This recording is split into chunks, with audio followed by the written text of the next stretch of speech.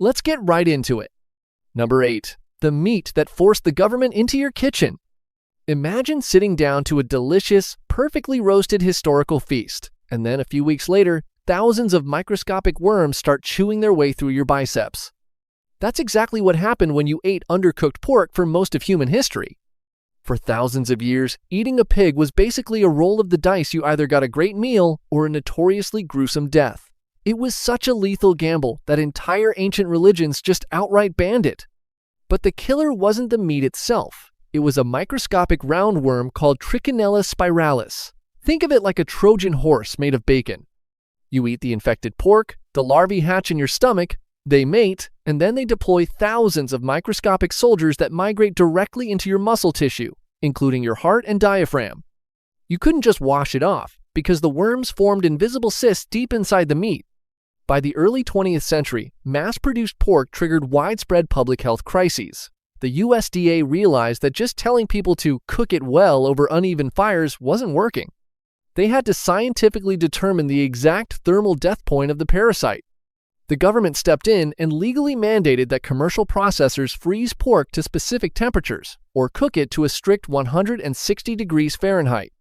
Today, thanks to those strict commercial regulations, trichinosis has been practically eradicated in the US, dropping from hundreds of cases a year down to less than 20, mostly from people hunting wild bears or boars. But that historical fear is exactly why older generations still incinerate their pork chops until they're as dry as shoe leather. We spent centuries thinking pigs were cursed, but it turns out we just needed a $5 meat thermometer. Number 7. The aristocratic tomato trap. Back in the 1700s, wealthy Europeans were absolutely terrified of tomatoes. They literally called them poison apples. Explorers had just brought the bright red fruits over from the Americas, but every time a European aristocrat ate one, they'd get violently ill and sometimes just drop dead. Naturally, high society banished the tomato, leaving it as a poor man's food for the peasants in places like Naples. But here's the weird part. The peasants were eating them every single day and doing just fine. The tomatoes were completely innocent. The real killer was the ultimate aristocratic flex fancy pewter dining plates. At the time, luxury pewter flatware contained up to 30% lead, and tomatoes, they are highly acidic. When you slice a fresh tomato and let it sit on a pewter plate, the malic and citric acids act like a chemical solvent. It was basically like using a battery acid marinade on your dinnerware. The acid actively leached lethal amounts of heavy metals directly out of the plate and into the food. The rich were giving themselves acute lead poisoning, suffering from brain damage and organ failure, and blaming the fruit. Meanwhile, the peasants survived simply because they were stuck eating off cheap, safe wooden trenchers. It took over 2 centuries for the scientific community to realize the plates were the actual assassins. According to local legends, it took stunts like a guy named Robert Gibbon Johnson publicly eating an entire basket of tomatoes on a New Jersey courthouse steps in 1820, just to convince people they weren't deadly. Believe it or not, this exact chemical reaction is why modern cans of tomato sauce are manufactured with special linings today, so the acid doesn't eat through the metal. But for 200 years, the tomato was exiled from upper-class tables, proving that sometimes being too broke to afford the fancy plates can literally save your life. Number 6. The convenience tech that breeds poison. You know when you're trying to save a few bucks on groceries, so you buy a massive bag of dried red kidney beans and toss them straight into the slow cooker before work? Yeah. You might want to clear your schedule for the next 3 days. Red kidney beans are a healthy, cheap staple, but in their raw form, they pack a natural insecticide protein meant to kill off pests. And if you think your trusty crock-pot is going to neutralize that threat while you're out, you are dead wrong. Instead of destroying the toxin, your slow cooker is basically building a luxury spa for it. Here's the chemistry. To actually kill off this toxin known as PHA, you have to aggressively boil the beans at 212 degrees Fahrenheit for at least 10 to 30 minutes. But a standard slow cooker only hits about 170 to 190 degrees. That warm, simmering moisture doesn't kill the protein, it activates it. It's exactly like putting a wet gremlin into a warm sauna. According to the FDA's official Bad Bug book, slow cooking raw kidney beans actually increases their toxicity by up to 500%. That means they are literally 5 times more toxic than if you just crunch them raw straight out of the bag. The lectins bind to your stomach walls, cripple your cell's ability to absorb nutrients, and trigger a massive system purge. Eating just 4 or 5 of these undercooked beans will cause extreme, violent gastrointestinal distress within hours, which is exactly why there's a spike in emergency room visits every year when broke college students try to cook cheap, dry beans in their dorms. Now, if you're using canned beans, you're totally fine. Those are already flash boiled at the factory. But if you're using dry beans, you have to boil them on a stove first. Otherwise, your innocent attempt to efficiently meal prep just turned a healthy chili ingredient into a literal biological weapon. Number 5. The wartime salad that dissolved kidneys. Here's a crazy historical fact. During World War I, the British government tried to save its citizens from starvation, only to accidentally assassinate them with a pie ingredient. We all know rhubarb stalks are delicious, but historically, humans knew to take the giant green leaves and throw them straight in the trash. That all changed in 1917. German U-boats were heavily blockading the UK, causing severe food shortages on the home front.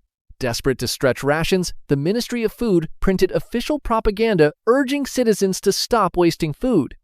Their brilliant solution? Cook and eat those rhubarb leaves like spinach. The public trusted the government. They boiled the leaves, tossed them into stews, and fed them to their hungry families. But here's the problem. Rhubarb leaves are packed with massive, lethal concentrations of oxalic acid. When that acid hits your bloodstream, it binds with calcium to form sharp, glass-like crystals. It's basically like swallowing a chemical cocktail that instantly manufactures jagged kidney stones right inside your veins. Those microscopic shards accumulate and literally shred your kidneys from the inside out. Almost immediately, hospitals flooded with people suffering from chemical throat burns, seizures, and acute renal failure. After a prominent vicar named Reverend C.E. Benson died from eating the officially recommended rhubarb leaf soup, the medical community panicked and traced the massive wave of poisonings directly back to the government pamphlets. The Ministry of Food was forced into a humiliating emergency retraction, frantically begging the public to stop eating the exact same plant they had just aggressively endorsed. It was a total bureaucratic disaster, and it's the exact reason why, if you go to a modern supermarket today, you will only ever see rhubarb sold with the leaves already aggressively chopped off.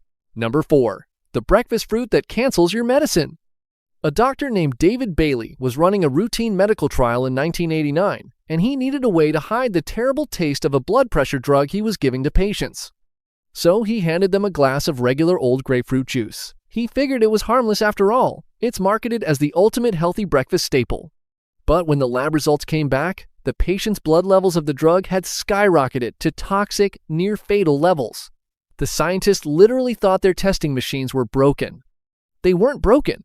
Dr. Bailey had just accidentally discovered that a single glass of grapefruit juice acts like a chemical hacker, completely shutting down your body's defense systems. Here's exactly what happens.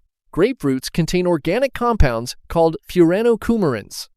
When you drink the juice, those compounds permanently disable a specific enzyme in your intestines and liver called CYP3A4. That enzyme has one very important job, acting like a bouncer to filter out excess medication so you only absorb about 10% of the pill. But when the grapefruit juice fires the bouncer, the entire payload of the drug rushes into your bloodstream all at once. Taking one single pill with a glass of grapefruit juice is the exact biological equivalent of swallowing 10 pills at once with water. This invisible interaction has been linked to massive overdoses, internal bleeding, and acute kidney failure. The blocking effect from just one 8-ounce glass of juice can last up to 72 hours, and it affects over 85 common prescriptions from cholesterol statins to anti-anxiety meds. Today, the FDA legally requires pharmaceutical companies to slap bright yellow warning stickers on millions of pill bottles globally, costing the industry billions. Sweet oranges are totally fine, but if you're taking daily meds, that healthy glass of grapefruit juice is literally what causes your heart medication to assassinate you. Number 3. The exotic garnish that shuts down your brain. Everyone thinks starfruit is just a cute, harmless, tropical snack that makes fruit salads and fancy cocktails look good. They're wrong. Hidden inside that sweet, star-shaped juice is a vicious, custom-built neurotoxin that specifically attacks the human central nervous system. And the only reason millions of us aren't dropping dead at brunch is because our healthy kidneys are furiously filtering it out just in time. For decades, doctors across Asia and Brazil noticed a terrifying pattern. Patients with mild kidney issues would drink starfruit juice and inexplicably start violently hiccuping, followed by extreme confusion, seizures, and rapid death. Meanwhile, healthy people were eating the exact same fruit and doing just fine. Scientists were completely baffled until 2013, when researchers at the University of Sao Paulo finally isolated the killer molecule and named it caramboxin. Here's how it works. Caramboxin is a neurotoxin that inhibits your brain's calming signals while hyperactivating its excitement signals. It's basically like cutting the brake lines on your brain's electrical system while slamming the accelerator to the floor, causing a runaway electrical storm that ends in a fatal seizure. Thankfully, healthy kidneys act as an absolute firewall, flushing the caramboxin out in your urine before it can ever reach your brain.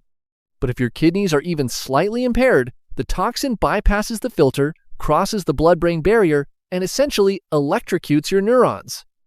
The mortality rate for severe cases can hit 40%. Because of this, medical guidelines globally, including the National Kidney Foundation, now explicitly ban anyone with chronic kidney disease from taking even a single bite of starfruit. So, the next time you're enjoying a tropical fruit salad, just remember your body is quietly fighting off a lethal brain assassin, and you never even knew it. Number 2. The chemical that made Victorian bread beautiful. A doctor named Arthur Hill Hassel bought a microscope in the 1850s, looked at a piece of bread, and single-handedly exposed a conspiracy that was slowly starving an entire generation to death. Back in the 1800s, pure white bread was the ultimate status symbol for the rich, while the working class was stuck eating dark, whole-grain loaves. Unregulated bakers quickly realized they could sell cheap, rotten flour for premium prices if they just bleached it white. So, they started pumping their dough full of alum, the exact same chemical compound used to dye clothes and tan leather. Almost every baker in London started doing it, but alum didn't just bleach the flour. It chemically altered the gluten, allowing the bad flour to absorb massive amounts of water, bulking up the loaf's weight so the bakers could cheat the scales and increase their profits by 20%. Biologically, eating it was like downing a fluffy sponge soaked in laundry detergent. The alum caused severe constipation, destroyed the bowel, and completely blocked the body from absorbing any actual nutrients. Millions of working-class kids were eating this beautiful white bread every day, but dying of severe malnutrition on a full stomach. The government did absolutely nothing until Dr. Hassel stepped in. He teamed up with the medical journal The Lancet and basically did the Victorian equivalent of a ruthless YouTube call-out. He bought 49 loaves of bread from around London, proved that literally 100% of them were packed with alum, and aggressively published the actual names and addresses of the corrupt bakers.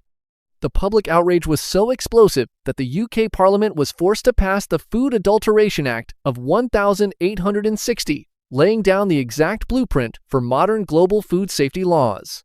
It's literally the reason why food ingredients have to be printed on the back of the package today. The working class just wanted to eat like the rich, but the bakers decided to feed them a chemical illusion instead. Number 1. The garbage milk that built the FDA. This shouldn't be a real story, but it is. We literally had to sacrifice 8,000 babies just to convince the government that maybe we shouldn't feed chalk and boiling whiskey sludge to infants. Back in the 1850s, before modern refrigeration, getting fresh milk into crowded New York City was slow and expensive. But the massive whiskey distilleries inside the city realized they were constantly throwing away huge piles of boiling, useless grain mush left over from making alcohol. So, to maximize profits, they built massive dairy sheds right next door to their whiskey plants. They chained thousands of cows inside and fed them nothing but this hot, rotting alcoholic sludge called swill. Cows aren't meant to eat boiling garbage. They became horribly diseased, their teeth fell out, and they were literally milked until they died standing up in their chains. Because the cows were so sick, they produced a watery, toxic milk that had a sickly blue tint to it. To hide the color and bulk it up, the distilleries mixed in chalk, plaster of Paris, starch, and sometimes even molasses, and then sold it to poor, working-class mothers as pure country milk. It was basically like feeding a baby protein powder made out of drywall and contaminated pond water. Corrupt politicians at Tammany Hall were bribed to look the other way, while this toxic, bacteria-infested zombie milk flooded the streets. In just one single year, an estimated 8,000 infants in New York City drank the swill milk and died of severe diarrhea and malnutrition. It took a massive crusade by a journalist named Frank Leslie, who published horrifying illustrations of the zombie cows to finally spark public riots. The politicians initially tried to acquit the distilleries, but the sheer public rage forced the very first milk safety laws into existence. The memory of the Swill Milk Massacre eventually snowballed into the 1906 Pure Food and Drug Act, directly giving birth to the modern FDA. So the next time you see a pasteurized stamp on your milk carton, or hear someone arguing that we should all go back to drinking unregulated raw milk, just remember the brutal, deadly history of why those laws exist in the first place. That's all for today. I'll be making similar videos in the future. Subscribe to see them.